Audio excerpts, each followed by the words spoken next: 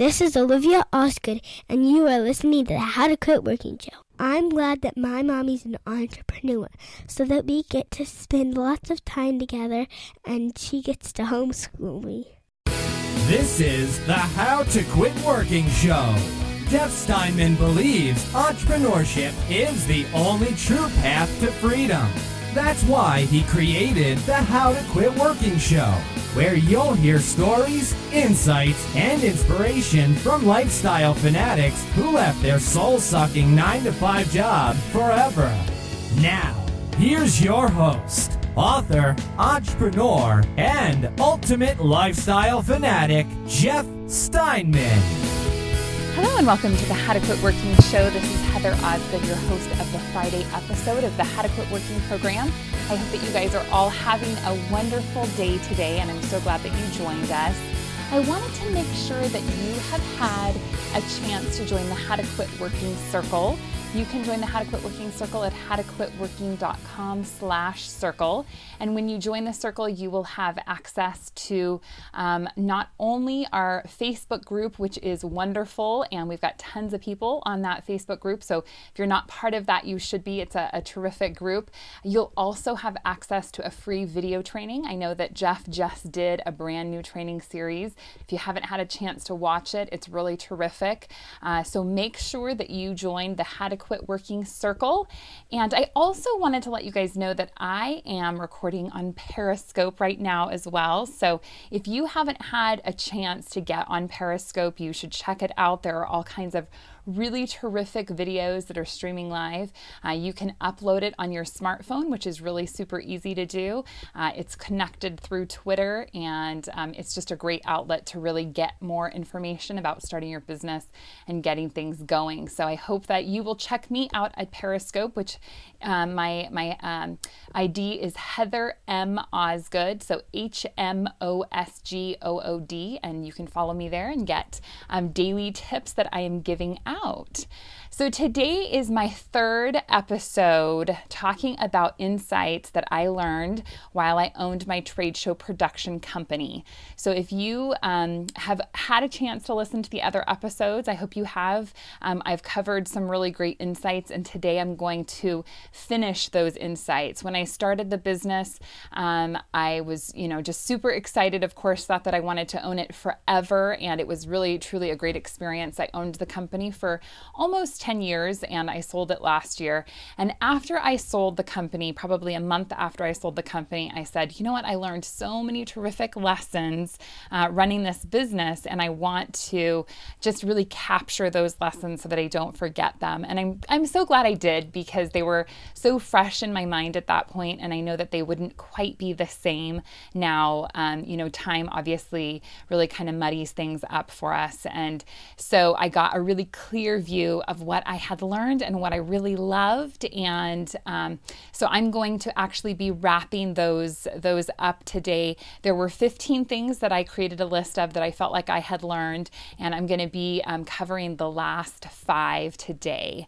So we will start out with the first one for today, which is kind of our 90-10 rule. So when we're in business, we obviously all want to do our best, right? We want to create the best. We want to be the best. If you haven't read Jim Collins' Good to Great, it is a terrific read, and was extremely influential to me in my journey to create success as an entrepreneur. But it kind of marred me a little bit in some ways, because I really had this notion that it had to be 100%, that I had to do everything, totally to the most extreme point. And if I didn't do those things, then if I wasn't always operating at 100%, then I wasn't perfect and I wasn't where I wanted to be. And really, it kind of turned out to be a farce for us. And we had some really, really good learning lessons about how sometimes in business, going to 90% is just as important as doing things to 100%. I really wanted to have a level of professionalism in my business, as well as my business partner. And we both really really felt like having this level of professionalism was so important and so, vital to the success of our company that we wanted everything to be perfect. And one of my favorite experiences was when we started the company. She had gotten all of this paper, right, for the company, and she was I was printing stuff out one day, and she's like, "What are you printing that on?" And I'm like, "What do you mean?" And she's like, "Is that 20-pound paper?" And I said, "Yeah, it's 20-pound paper." And she's like, "Oh, you can't print presentations on 20-pound paper. You have to use 32-pound paper." I'm not sure if I have all the numbers right, but she had bought this specific, special, thicker, nicer paper for presentations. And that was one of the things that we had to print things out on a certain pound paper. And if it wasn't, then, the world was going to come to an end. And I look back at that and I laugh because I didn't realize at that point that there was, all these different pounds of paper and how important or how unimportant they were. Having worked in corporate America, they bought paper and I put it in the printer and it worked or it didn't work, but I really hadn't thought about the thickness of the paper. And it was kind of cool because I was like, wow, she's totally right. This is so much nicer. It prints better. It's really producing a better quality product. And it was really funny. It was funny because it was an important thing. And for us, for years and years and years, we had to print things, especially presentations or anything going out to clients on this really, high pound, nice paper. And when I look back at how much money we spent on extra paper, I just want to laugh because it was ridiculous. And when we started working with our business coach, she's like, okay, there are certain things that are really, really important to do. And then there are certain things that aren't really important to do. And the thickness of your paper is really not one of those things. That's one of those things where you can go 90%, right? Of course, having great presentations is super, super important, and presenting a prospect with with something that's really an incredible piece is important, but really it doesn't have to be all that. Another thing that we really learned was our policies and procedures manual. We were really, really wanting to get this policies and procedures manual just perfect. And we worked and we worked and we worked on it. And it was like, well, we've got this great, manual, but we still are missing a couple of pieces. So we didn't want to give it to anybody because it wasn't perfect. And really, I found over and over that performing at that 90% level was just as important as performing at the 100% level. So I want you to really consider that in your business. Consider those kind of opportunities for you where you can really, make a lot of traction and get a lot of action going today. And even if it's not at the 100% level, that's okay. Now, knowing in your business too, the areas where you need to push to 100% and the areas where you can push to 90% is really, really important. So having that ability to really decipher what's going to be most important to you is, really the most valuable. So think about that. And really the reason that I recommend this is not because we don't want you to be your best, not because we don't want you to be great, and we don't want you to, not that I don't want to push you beyond where you're at, but it's more because what happens a lot in businesses and as business owners is that we stall, right? There's this huge looming fear that is over all of us. Am I doing the right thing? Am I doing it at the right time? And, all of those little elements. And so what we want to do is we want you to take action more frequently. And really inaction is the biggest enemy to greatness. It's not, is the paper correct, or is your policies and procedures manual perfect, or is your sales process just right? And it's not that we don't want to continue to work on those things. It's just that we want you to take action, because that small process of taking steps day by day is really going to equal a much bigger, better result in the end. So think about that. And it's really, really important. Next for me, a huge lesson, and I know I've talked about it a lot on the podcast already, but it's so important to be a sales-driven organization. And that lesson really, it was so important to me to realize that being a sales-driven organization was the most important part of our business and is the most important part of every business. It's really this idea of how are you creating income for yourself? And if you're not creating income for yourself, what is the point of you being in business? And you're not only creating income for yourself, but you're creating income for your employees. You're creating income for your independent contractors that are working for you.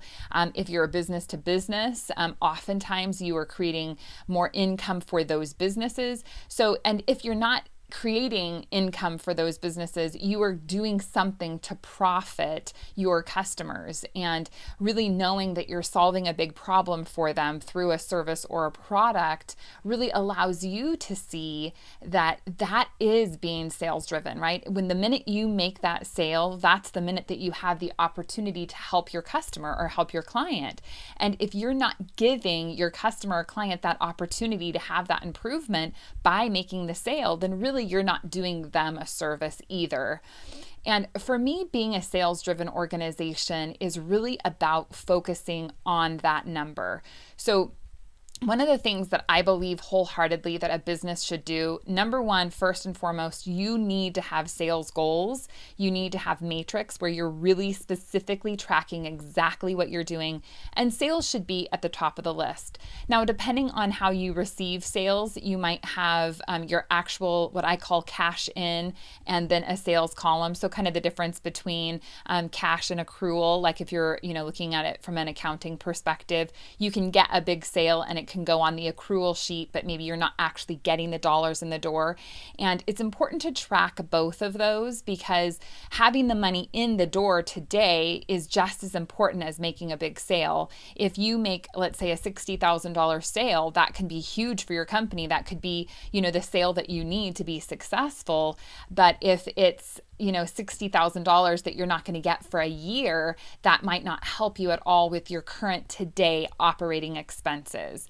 So you really want to look at the money that you need in the door today and how that money is going to help you succeed today in business. And then you want to look at the long-term accrual of sales and how that is progressing as well. And you could just be a cash and carry type of business, which obviously if you are, you pay me, I give you something, a specific product or service today, then you're not going to really need to fool around with the accrual. But when you're tracking your sales, depending on the type of business you are, you want to look at both what your cash in is and then what the overall sales amount is. So you should set goals in both of those categories if they pertain to you. And that is the most important aspect, I believe, of really running your business. And then that number should be a number that you share with everyone in your company. Everyone should know what your sales number is. And I believe as business owners, a lot of times we feel kind of almost a sense of guilt that, if I tell my employees that my sales goal for this month is $40,000, they're going to think that I am like the richest person on the planet because I'm making $40,000 a month. Or if I tell my sales staff that I need them to get in, X number of sales today, what are they going to think? And those are all just fears that you have to really let go of, because as employees, they don't understand what it's like to actually run a business. They don't understand the outs and the ins. They don't understand how money comes in and money goes out. And that's a big part of business, is that cash flow process. And when you have bills and you have expenses, just because you're bringing in $40,000 in sales doesn't mean that you are personally making that $40,000. So let go of any of that fear that you might have with sharing your numbers with your employees. I believe that it's vital to the success of your organization, and you need to show your employees that the reason that these numbers are important is because it is going to help them succeed as individuals. It's going to help the business succeed. We're not going to be able to stay in business if we don't get our sales in, right? And if we don't stay in business, then you don't have a job. And if we're not staying in business, we're not providing this service for the community or for our customers or clients. So really understanding that number is important. And that should be, like I said, a number that everybody knows. And from your receptionist to obviously your sales staff to customer service individuals. If you are a retail organization, obviously the people who are working in your store, it's extremely important that they know what your goals are. And even if you are an online person and you have contractors that you're working with, it's important that they understand that even though they're not employees, if they at all interact with any customers, they should have that mentality of getting to the sale. And for me, one of the most satisfying experiences was that as an organization, when we really created that sales-driven culture within our environment, our receptionists started taking orders on the phone. So when somebody would call in and they were interested in purchasing something, if there wasn't a sales rep available to help that person at that moment, instead of saying, you know what, let me take a message, your sales rep will get back to you, she would say, why don't we do this? Let's go ahead and get the contract put together. Let me get your credit card number. And she was able to secure the sales in that moment because she realized how important the sales environment was to the success of the organization and how it would really benefit that client on the other end of the line. And she also knew that a lot of times in sales, somebody's going to call in today, and if you aren't able to capture them in that moment when you have them on the phone, something can change between that conversation and 24 hours when the sales rep is able to get back to them. So really making sure that you are a sales-driven organization is the difference between you succeeding in business and really you failing in business. So that's a huge lesson that I learned, and something that as I'm coaching with my businesses, that I really make sure that my clients understand is that you have to be focused on that process. That has to be very important for you. Next, I really learned a lesson about surviving versus thriving. And for me, that was a really kind of vivid experience that I had. One day we were sitting in our coach's office. We were going through, our growth process. And he said, you know what, your real problem is that you guys are just surviving and you're not thriving. And that really hit me like a ton of bricks. I'll never forget thinking, oh my gosh, he's so right. We're in business and we're paying all of our bills. We're paying all of our employees. We're paying ourselves. But really, have we been able to take our company to the next level? Have we been able to thrive as an organization? And I realized that we hadn't. We hadn't been thriving as an organization. We had been surviving. And when you look at businesses, it is so common that business is surviving. And one of the lessons that I have learned through this kind of survival, thriving process is that when you look at a business, just because that business is open doesn't mean that they're thriving as an organization. And when you look at businesses, just because they've been in business for 20 years, 30 years, that doesn't mean that they're thriving either. Just because their doors are open and just because they're taking money in, that really, it means so little. And it's so challenging for us to kind of grasp that. As outsiders, we always look at businesses and we think, gosh, they must be so successful, right? They must be doing everything right. And really, a lot of times they're not. They're not doing things right. They're not paying themselves well. They're not paying their employees well. They're working like 80, 90 hours a week, I always feel so bad. I talked to a gal the other day who owns a boutique, and I'm like, you really need to coach with me. I think you would really, benefit from it. And she's like, yeah, I think I totally would as well. But she's like, I'm working, Monday through Saturday, and I work from, 10 to 7. And when I'm not working, I'm with my children. And she's like, there's just not a chance for me ever to meet with you because I just work in this boutique all the time. That's what I do. And, that had become her life. And as a business owner, when we're looking at freedom and flexibility, we're looking at really creating this lifestyle. Is that what any of us want? Like, how horrible that you're working all of these hours, and what exactly are you getting out of it? It's so important to really look at that and see how is that serving your life goals, really, to have this business where you're just, really kind of just locked down, and is that really putting you in a position of thriving in life? And what could you do? What changes could you make in your business right now to take it from a survival mode to a thriving mode? And what are those changes going to be like? And the next lesson that I learned, which I talk about a lot too, but has been a really, really important lesson for me, is that most entrepreneurs do what they want to do and not what they need to do. And that's just, that is just a lesson that I hear over and over and over again. All of us have activities and things that we like to do, right? Obviously we're all humans.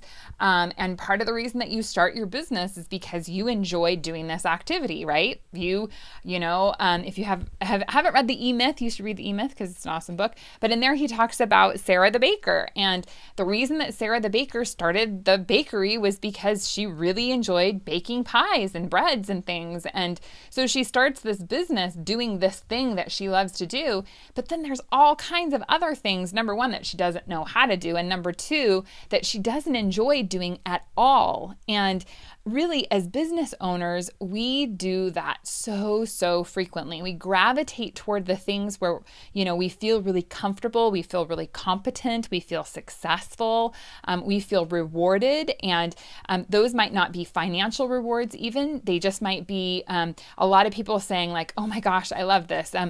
And truthfully, podcasting is one of those. There's lots and lots of people out there with podcasts who make so little money, if any money. And there are lots and lots of people out there who, have a ton of followers on social media, and they're really, just because they have that doesn't actually mean that they're successful. What it really means, chances are, is that they either really enjoy podcasting or they really enjoy their social media.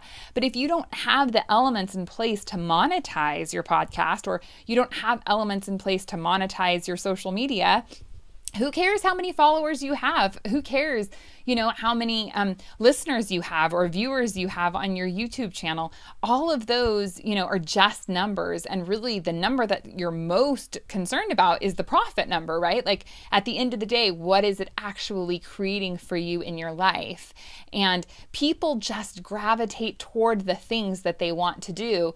And what I have found, especially coming from a sales environment, I love sales. To me, it's super fun. And if you were going to give me, a few different people or different tasks to do, I would gravitate towards sales probably every time, because that's where my comfort lies, right? That's what I want to do. That's what I like to do. But a lot of times in business, sales is the last thing business owners want to do. And so they're going to really gravitate away from that, right? They don't want to do that. Or maybe they don't want to do marketing, or maybe they don't understand marketing.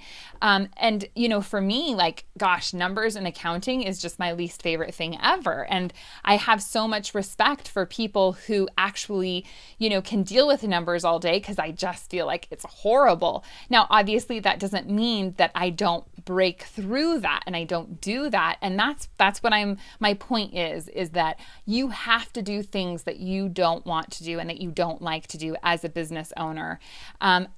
Or you have to find somebody who's really competent to do those activities for you.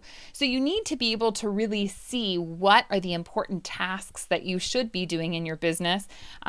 Those could be things like product development, sales, marketing, looking at your numbers, setting goals. There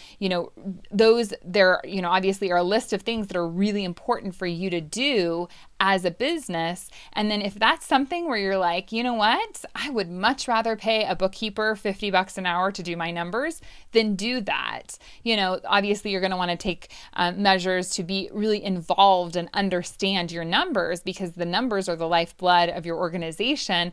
But it's okay to outsource that. Or if you hate sales, maybe you need to find a really awesome sales rep who can be there and really help bring sales in for your business. That's an option as well.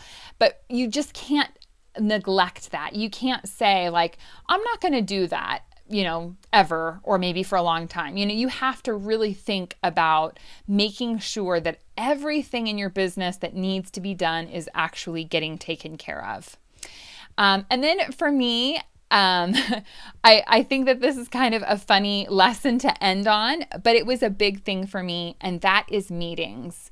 Now, if you are working in corporate America, I am sure that you understand meetings very, very well. And in our event production company, we had lots of meetings. And I think that meetings are so incredibly important and viable to the success of your organization.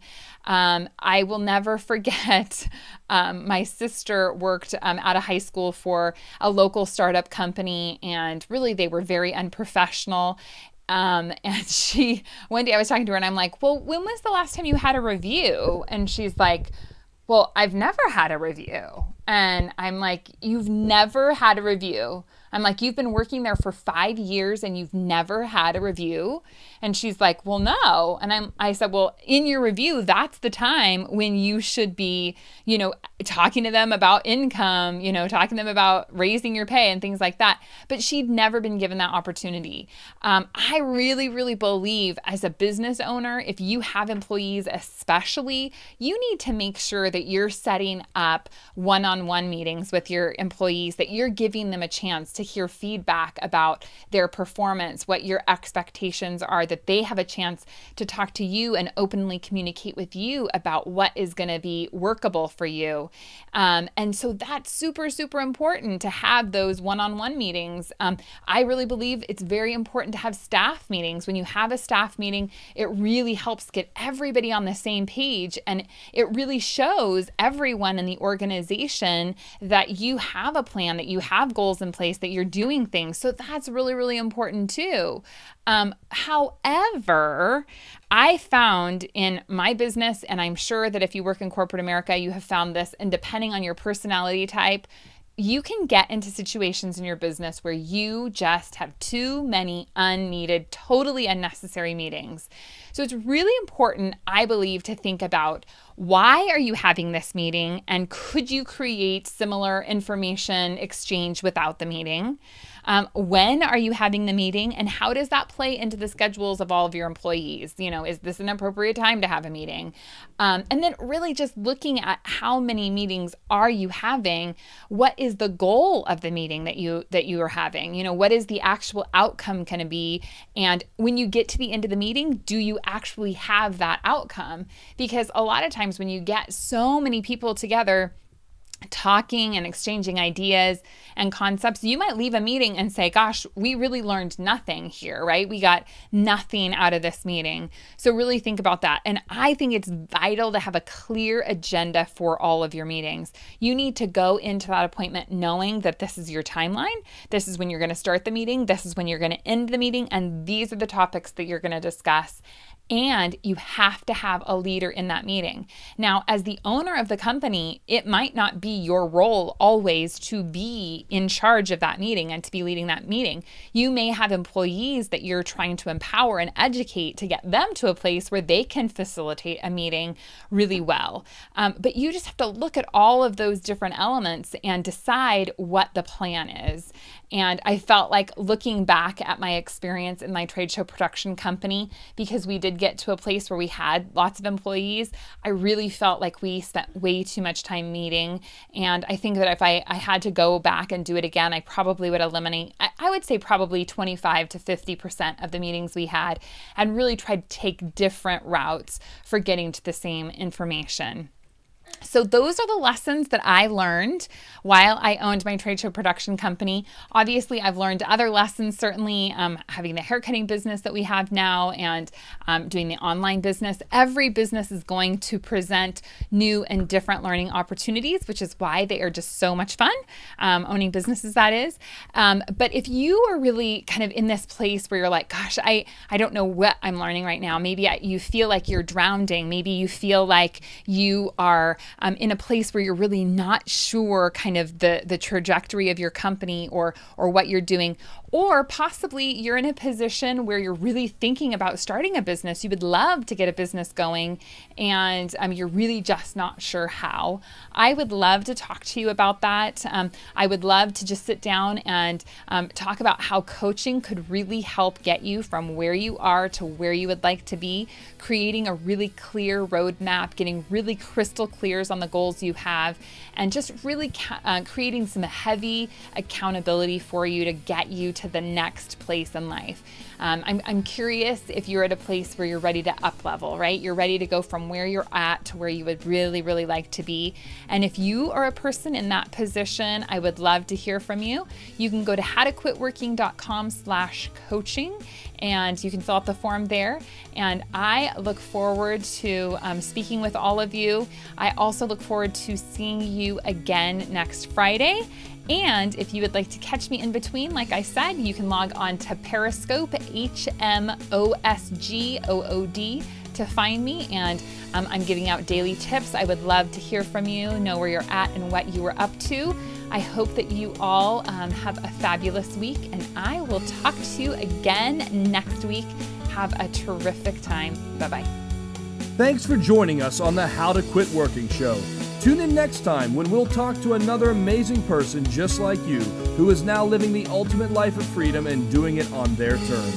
If you want to learn how to quit working and get these episodes delivered directly to you, visit howtoquitworkingshow.com.